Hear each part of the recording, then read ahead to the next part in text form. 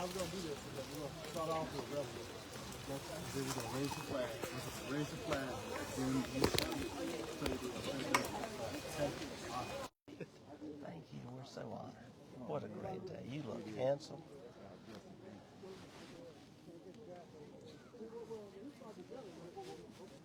Okay. Hey, great to see you. Thank you for your service. Thank you for your service. It's so good to see you again. Appreciate all y'all have done. All right. Well, we got plenty of room. We'd love our veterans to be up here. Are we ready to start? Michael? Do you have a mic in your pocket? Michael? I do. Let me do this because y'all may actually say a few words. I'm just going to clip it on you, and it will. No, I'm not. It will carry whatever y'all have to say. All right. Okay. All right. Well, good morning, everyone. Good morning. I'm Dan Gibson. I'm your mayor, and we are so excited to see all of you here on this beautiful day.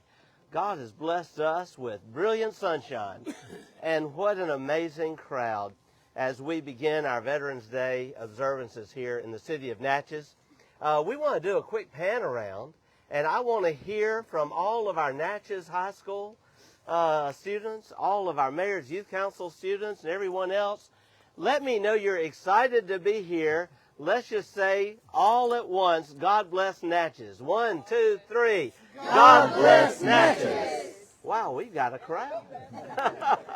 We've got a crowd. Well, at this time, what I'd like to do is introduce to you the director of the Natchez High School Choir, Miss Tima Larry, who is going to begin with a beautiful rendition with our Natchez High School Choir.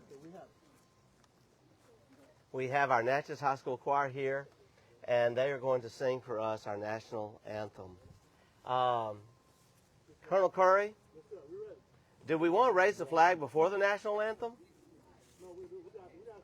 We'll do the national anthem first? All right. All right.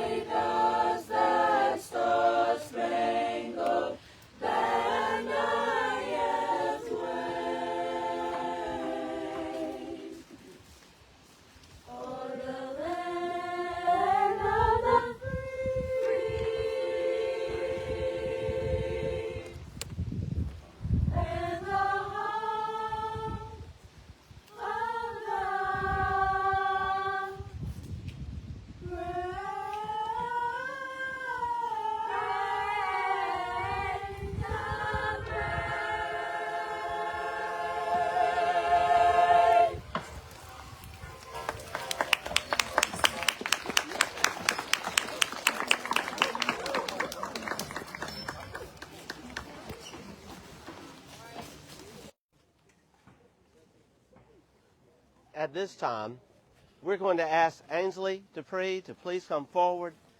Ainsley is the president of our Mayor's Youth Council, and if everyone would please continue saluting the flag and let us follow Ainsley in repeating our pledge to allegiance. I pledge Allegiance to the flag of the United States of America and to the republic for which it stands, one nation, under God, indivisible, with liberty and justice for all. Thank you. Y'all, let's please thank Colonel Herman Curry, Sergeant Washington, and our Natchez High School ROTC for posting the colors and being here this morning. Give them a hand.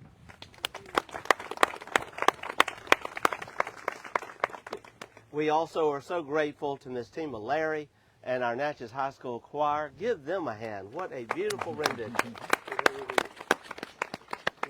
In a moment, we're going to hear from our band, and we're going to be proceeding at 11 o'clock down Main Street.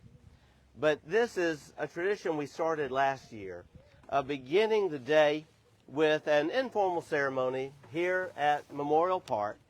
Last year, on another beautiful Memorial Day morning, we gathered and we dedicated a bench that is here to my right in honor of Stephen Nielsen, a veteran of the Navy who served very faithfully in this community as a long-term leader in our American Legion. The American Legion here in Natchez donated the bench in his memory, and we were so honored to have his widow and family with us, Mrs. Nielsen, as we dedicated the bench last year. It was then that I realized we needed another bench. And I looked up and I saw Army. And I couldn't help but remember my own father, Robert W. Dobie Gibson, a veteran of World War II. And it was then that I decided, a year ago today, that we would be dedicating a bench in his honor on this Veterans Day of 2025. My dad, there are just so many things, of course. I'm known to go on and on a little bit, Mr. Morgan, but I just want to say this. My dad was, above all, a kind man who was generous with his love, who lived out the creed, actually the command of our Father, to love God with all your heart and your neighbor as yourself. In all of my years, I never heard my dad say a single profane word. I never saw him pick up a cigarette. I never saw him put a touch of alcohol to his lips. What a role model I had growing up. I only wish I could live up to it. I will tell you this, my dad, when he was growing up, grew up poor during the Great Depression times. And he was one of those greatest generations. We still have a few of those greatest among us today, and we will be recognizing them in just a little while. My dad, at the age of 13, lost his father to a injury at the family farm. It was a rented farm. Course of one weekend, a rusty nail, gangrene, and my grandfather, George Marion Gibson, had passed away. Within a few short weeks, my dad and his family were kicked off the farm. It was a rented farm, and they didn't have money for the payments. They moved into a small row house across from the Utica City Cemetery. Vacant lot is there now. And my dad eventually dropped out of school at 10th grade to help support his family. During that time, my dad, I think at one time thought, well, surely I won't have to go to World War II. He already had 5 older brothers serving. But then his opportunity to serve Uncle Sam came, and off he went. My dad served in the 279th Combat Engineers. He was very important, along with his fellow soldiers, in getting the 9th Army from France into the interior of Germany, and he was there when Berlin fell. In fact, my dad, having been born in 1924, was only 20 years old when Berlin fell. He was there at the Battle of the Bulge. He was there at the crossing of the Ruhr River. And if there had never been a crossing of the Ruhr River, there would never have been a crossing of the Rhine, and there would never have been a victory in Europe. My dad and his fellow soldiers actually worked day and night to try to cross the Ruhr River. It was swollen to the point it was almost a mile wide in places, maybe over a mile wide, because Hitler had ordered the dams to be opened and the water to be flooded. It took 2 or 3 weeks, but they got across. During that crossing, my dad was injured and spent some time in a military hospital, but as soon as he was able, he rejoined the ranks. He came home, started his family, got a job with the post office, raised 4 boys. I'm the youngest. My brother Craig is the oldest. Mark is the one we're also so proud of, retired U.S. Captain U.S. Navy. And then our brother Bob, who lives in Kilmichael, Mississippi, couldn't be here with us today, but you've heard me speak of my very special brother Bob. My dad would go on to do anything my mother asked him to do, which included buying a few rental houses. And he was out making a rent collection one night when someone came up to the truck and unloaded a gun. 6 bullets right there at the window. Hit my dad twice. My brother, Bob, was unhurt. The rest of the bullets went right into the truck somewhere. 1 bullet passed through my dad's hand, missing every bone and every nerve. The other bullet lodged in my dad's shoulder. They said it was not necessary to remove it, and to his last days, you could hug my dad and you would feel that bullet. I tell you this because I'm leading up to a point. Later on, my dad would go on to have to say goodbye to our mother prematurely when she passed at the age of 60, just 1 week after her 60th birthday. My dad swore he would never marry again, but he did, eventually. My mother, Frances, was such a wonderful mother, but we were also graced with a wonderful stepmother, Virginia. And then, just before she turned 92, she passed. My father continued to live several years after that. And in his later years, he began telling more and more about his story of having served his country, wearing proudly a hat, proclaiming himself as a World War II veteran. In fact, it was during that time that he would faithfully go to reunions of the 279th. And he went faithfully year after year. And we watched the 279th go from filling a ballroom at the Marriott Hotel on Canal Street in New Orleans to being at their last gathering just a couple years before my dad passed away, about 5. It's amazing the stories they could tell, and it's amazing how much they loved this country. And so today, we are dedicating a bench to honor my dad because his example has been such an example to my brothers and me, but to also so many others. I just shared some really sad details about my dad's life, and there are even more that I did not share. But it leads us to this point, and you may have read in my message this weekend that there when my dad, at the age of 90, was breathing his last, and I was holding his hand, and his firm grip, reluctant to let go, he whispered those words, "I've never had a bad day." We had that conversation several times, and I would say, "You mean when this happened? You mean when this happened?" He'd say, "I never had a bad day." What an example to all of us.